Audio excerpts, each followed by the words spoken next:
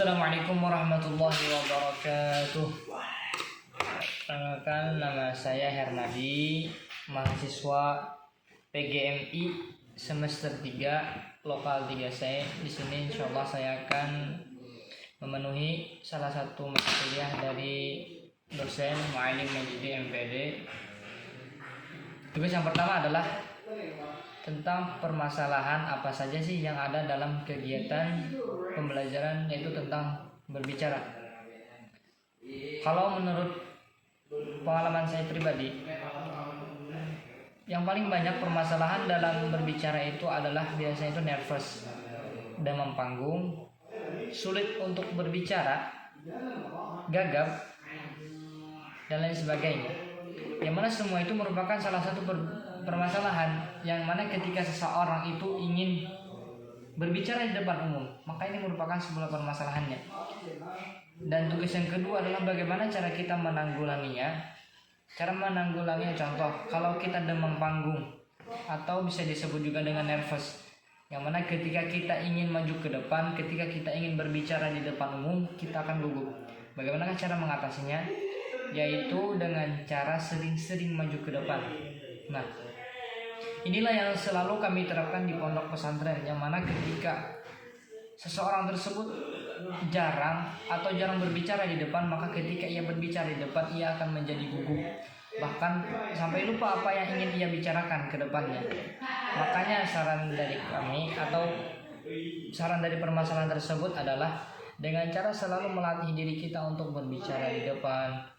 Baik itu dimulai dari hal-hal yang kecil saja, bagaimana 1 dari 2 orang kita mulai berbicara dengan mereka, lanjut lagi ke tingkatan yang lebih banyak, misalkan di kelompok tertentu kita mulai berbicara sampai di kelas. Nah, kalau kita sudah bisa berbicara di depan kelas, insya Allah yang namanya itu akan hilang. Nah, permasalahan yang kedua tadi adalah tentang gagap atau sulit dalam berbicara ketika di depan. Maka cara mengatasinya adalah siapkan dulu materi yang ingin kita bicarakan.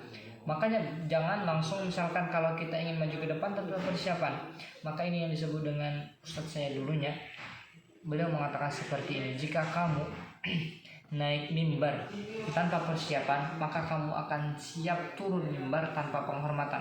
Maksudnya apa? Jikalau kita ingin berbicara di depan umum tanpa kita menyiapkan sesuatu, maka kita itu harus bisa menerima akan ketika kita setelah turun mimbar tanpa penghormatan orang tidak akan respect terhadap diri kita karena tidak menyiapkan materi dengan benar-benar. Misalkan ketika maju ke depan kita cuma diam, nah berarti itu tanpa persiapan. Makanya yang harus dipersiapkan adalah ketika kita memiliki masalah gagap dan lain sebagainya, sulit dalam berbicara, siapkan dulu materi sematang-matang mungkin, yang mana dengan ini akan memudahkan kita agar berbicara di depan. Dan tugas yang ketiga dari saya dalam kegiatan berbicara ini adalah strateginya show yourself, atau dalam bahasa Indonesia itu adalah perkenalkan dirimu. Yang mana di sini seorang guru menggunakan strategi ini agar membangun kepercayaan diri dari seorang siswa, yang mana agar dia berani memperkenalkan siapa sih dirinya itu. Nah, dengan cara biasanya dalam pembelajaran ini, dalam strategi ini menggunakan show yourself atau perkenalkan dirimu sendiri, seorang guru itu membantu siswa dalam menangani yang namanya kegugupan dalam berbicara di depan umum. Misalkan dari hal-hal yang gampang saja, show yourself itu bisa kita ambil dari perkenalan diri saja. Misalkan kita panggil satu siswa untuk memperkenalkan siapa namanya, dari mana alamatnya, apa cita-citanya, apa hobinya, dan lain sebagainya. Dimulai dari itu pula akan membangun kepercayaan diri dari seorang siswa tersebut agar ia mampu ketika berbicara di depan umum. Nah, maka strateginya ini yang pertama itu guru mengajarkan kepada siswa atau membangun kepercayaan diri pada siswa, kemudian guru tersebut memanggil siswa untuk maju ke depan dan memperkenalkan dirinya. Setelah siswa tersebut telah memperkenalkan dirinya dengan baik dan benar, maka seorang guru tersebut jangan lupa untuk memberikan aplaus atau tepuk tangan. Yang mana dengan aplaus atau tepuk tangan tersebut itu sangat mempengaruhi yang namanya psikologi seorang anak. Yang mana ketika ia mendapatkan pujian dari temannya, baik itu teman sebaya dan lain sebagainya, maka itu akan menumbuhkan kepercayaan pada diri anak tersebut.